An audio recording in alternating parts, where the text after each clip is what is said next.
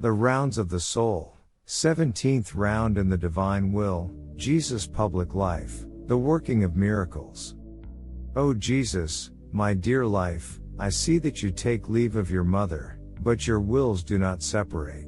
As you leave to begin your public life all alone, you turn your steps toward Jerusalem, where you will proclaim your divine word in the temple, and openly declare that you are the one awaited by the nations, the longed-for Messiah.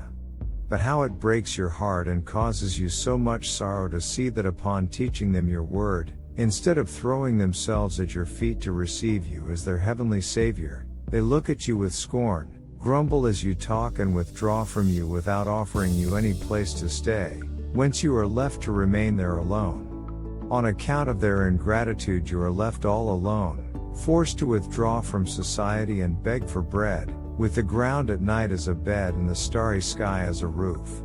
With Gentile glimmering the stars offer you their company, as you spend the nights in tears and prayers, offering supplication for those who do not care to know you. Jesus, my love, come into my arms and rest.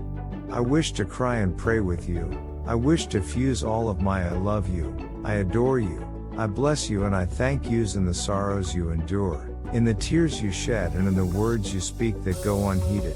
I wish to fuse my I love you before, behind, and beneath your footsteps, so that your feet may not feel the callousness of the ungrateful, who walk the earth, but only the gentleness of my love. I wish to say to you, O Jesus, look at how much you suffer. Let your divine will reign in us, and you shall suffer no more. O my Jesus, life of my poor heart, your love is untiring. You return to the temple to teach your divine word to the crowds. While the great and the learned choose not to recognize you, a crowd of poor, ignorant, and afflicted souls gather round you. They are attracted by your gentle and pleasant ways, and by your enchanting voice that profoundly touches their hearts as you speak. A note of happiness enters your soul as are able to console, instruct, and heal at least those who are considered the dregs of society. In this way you become the friend, the teacher, and the sympathetic physician of the poor. For everyone you have a word of comfort.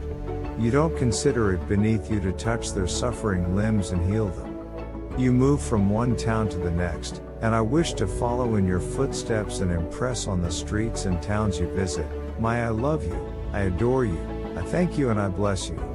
And as I frequently press you to my heart, I shall whisper gently into your ear, grant me the kingdom of your will. And to move you to grant me what I ask this of you with the love of your own, divine, acts. As you travel through streets and towns, I come across a moving scene. I behold you surrounded by the blind, the mute, the deaf, the lame, the paralytics, and the lepers. All such human misery pierces your divine heart, and, oh, how you tremble. Your heart breaks in seeing human nature reduced to such misery, the same human nature that was fashioned by God's creative hands so beautifully and perfectly, is now almost horrid to behold. And all this is due to the degraded human will that, producing its worst effects, renders human nature so unhappy. Oh, my love, I entreat you, make your fiat reign in us. If you will it, you can make your fiat put to flight the unhappiness the human will has produced. And so I make my I love you flow in your act of restoring sight to the blind, so that everyone may come to see and learn of your divine will. And how many are blind to your divine will? The earth is filled with such blind souls, wherefore I beseech you to grant sight to all, so that they may see and gaze upon your most holy will. My love, I see that with each step you take you heal those who are afflicted. A deaf person is presented to you, and with the authority of your voice, you restore his hearing.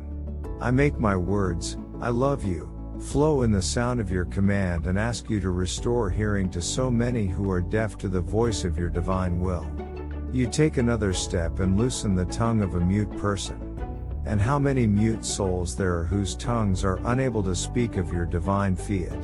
And I, prostrate at your feet, approach your knees and, despite my ineptitude, refuse to move from here until you perform the miracle of loosening the tongues of the many mute souls, so that they may all speak of your adorable will.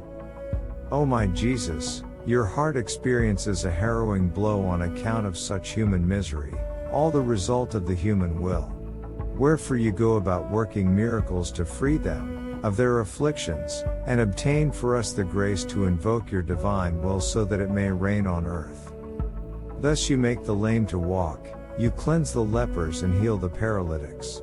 And I, my heavenly Savior, accompanying you always with my, I love you, I adore you, I bless you and I thank you. And do you know why I love you and follow you? Because I desire to straighten the legs of those who limp in your will, to cleanse all human generations of the leprosy of the human will that made them deformed in spirit and in body, and to heal all those who are paralyzed from the misuse of their own human will. My love, the human will is the sower of all ills, and so I beseech you to perform the miracle of miracles. Make your will reign on earth as in heaven so that all ills may be banished from our midst.